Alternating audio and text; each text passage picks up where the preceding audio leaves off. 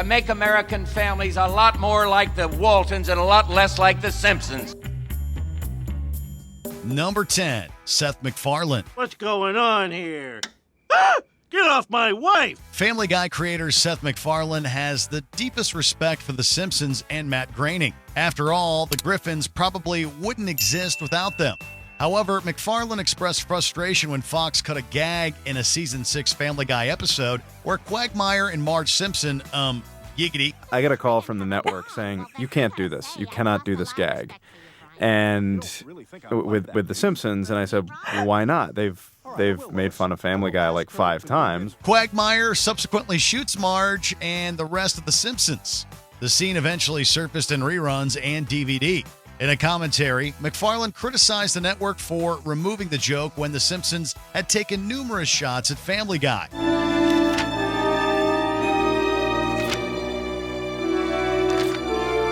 Fox apparently wanted to end the quote-unquote feud between the two cartoons, which MacFarlane says isn't even real.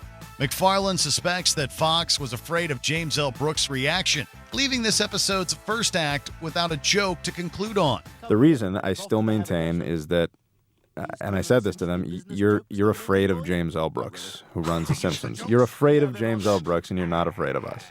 And that's why we can't do it. Number 9, the National Hockey League. Hitting a new low in Season 9, Krusty the Clown finds himself at the bottom of a bottle, a glass slipper, and the Stanley Cup.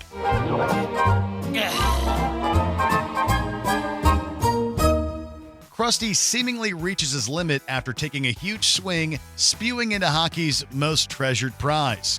According to Mike Scully, the crew received some, quote, kind of a cease and desist letter from the NHL in response. Taking the advice of a, quote, cool Fox lawyer, Scully and the company decided to ignore the letter. Sort of. The Stanley Cup would resurface in the background the following season after Homer and Ned go on a crazy bender in Vegas. Oh my goodness, Homer. Wake up. Whether or not this is an intentional callback to Krusty's bender, the Stanley Cup has seen its fair share of vomit. Here comes that vomit again. Number 8, Hari Kondabolu. For decades, Apu Nahasa Mapetalan was among Springfield's most popular residents. In recent years, though, the character has divided audience with some believing that he's had a negative impact on Indians and South Asians. What do I do now? I've been drummed out of my profession. I'm a disgrace. Even this babbling brook sounds almost like mocking laughter. This debate arguably started to gain traction with comedian Hari Kondabolu and his 2017 documentary, The Problem with Apu. Speaking with people of Indian and South Asian descent, Kondabolu found that he wasn't the only one who views Apu as a problematic stereotype. I hate Apu. And because of that, I dislike The Simpsons. The whole series. Yeah. I love The Simpsons because... You hate yourself. The Simpsons addressed the controversy in season 29, albeit briefly, sparking more heated discussions. Something that started decades ago and was applauded and inoffensive is now politically incorrect. What can you do? While the conversation continues, Hank Azaria officially stepped away from voicing Apu in 2020 and made an apology the following year. The future remains unclear for the Quickie Mart proprietor, but Kondabolu's criticisms were definitely heard. Number 7, Frank Severo. Frank Severo isn't a household name, but you might remember this Italian-American actor from such films as The Godfather Part 2, New York, New York, and The Wedding Singer. You might even notice a certain resemblance between Severo's Goodfellas character, Frank Carbone, and Springfield mob enforcer, Louie. 6 queens. Read 'em and weep. At least Severo did, leading to a $250 million lawsuit. In 2014, Severo accused The Simpsons of copying his character, as some of the writers apparently lived next door to him while Goodfellas was being developed. The judge threw the case out the following year, finding that Louie satirized mob characters in general. Ironically, Dan Castellaneta claims that he drew inspiration for Louie's voice from Severo's Goodfellas co-star Joe Pesci. Isn't that funny? Funny how? I mean, what's funny about it? Number 6, Morrissey. In many cases, celebs take it in stride when they're mocked or parodied on The Simpsons. This wasn't at all the case with English singer Morrissey. In a season 32 episode, Benedict Cumberbatch voiced Quillaby, who's modeled after Morrissey. Keep in mind I'm merely a product of your fractured psyche. Oh, shut up. Don't ruin it. Lisa builds up a version of Quillaby in her mind, but she finds that the actual singer is nothing like she imagined. Quillaby turns out to be prejudiced, overweight, and strapped for cash because he sued so many people for criticizing him. I'm only here because I lost my fortune suing people for saying things about me that were completely true.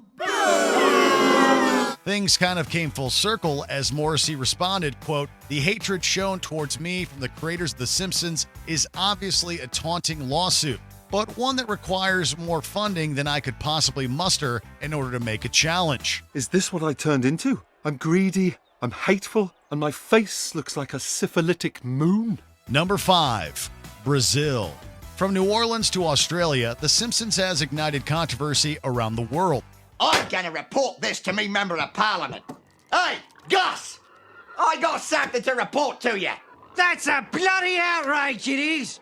I want to take this all the way to the Prime Minister. In one of the most infamous cases, Fox nearly faced legal action for the show's send-up of Brazil.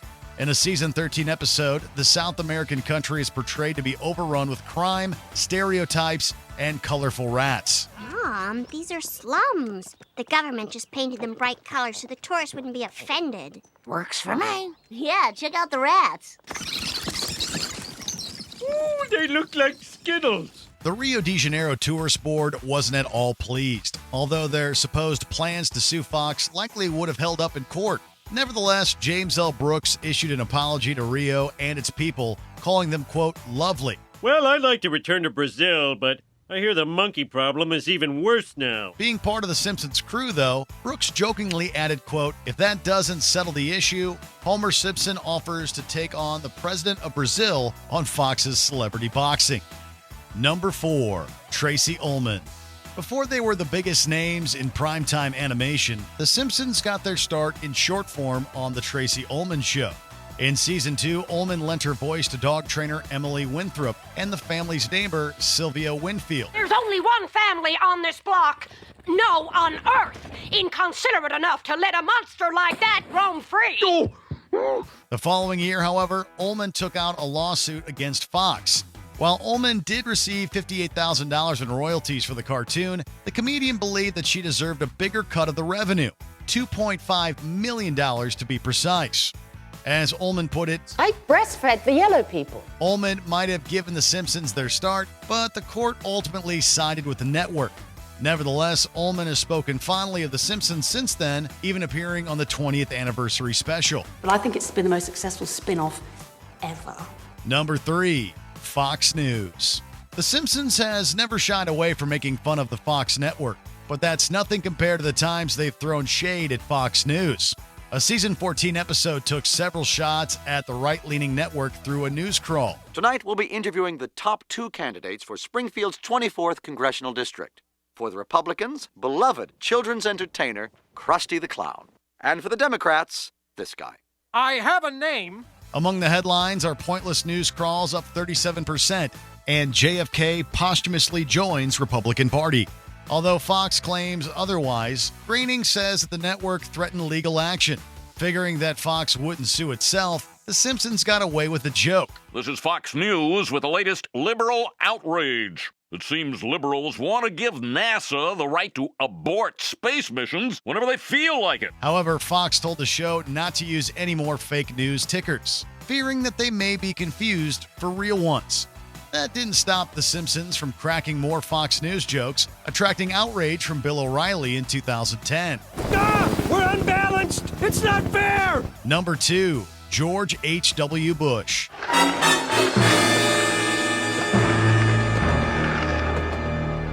The Simpsons got off to a rocky start with the First Lady Barbara Bush, who called the show, "It was the dumbest thing I had ever seen." Mrs. Bush had a change of tune after receiving a thoughtful letter from Marge Simpson's, well, technically, the Simpsons writers. I thought perhaps it would be a good start to just speak my mind. With great respect, Marge Simpson. President Bush apparently wasn't so easily won over, vowing to make American families a lot more like the Waltons and a lot less like the Simpsons. The show promptly responded with a jab at Bush's role in the early 1990s recession. But it didn't end there. When the Bushes moved across the street from The Simpsons, a brawl between George and Homer was inevitable. I'll take your head and... Gorbachev, what are you doing here? It also paved the way for multiple jokes about his one-term presidency. Since I'd achieved all my goals as president in one term, there was no need for a second. Number 1, Matt Groening. Quite a twist, huh? Bet you didn't see that one coming. Despite being the show's creator, Groening hasn't been satisfied with every creative decision. Along with Harry Shearer, Groening criticized the Notorious Principal and the Pauper episode. That man is the real Seymour Skinner. Groening was especially critical about a crossover with another James L. Brooks produced animated series. Created by Simpsons writers Al Jean and Mike Reiss, The Critic had a short run.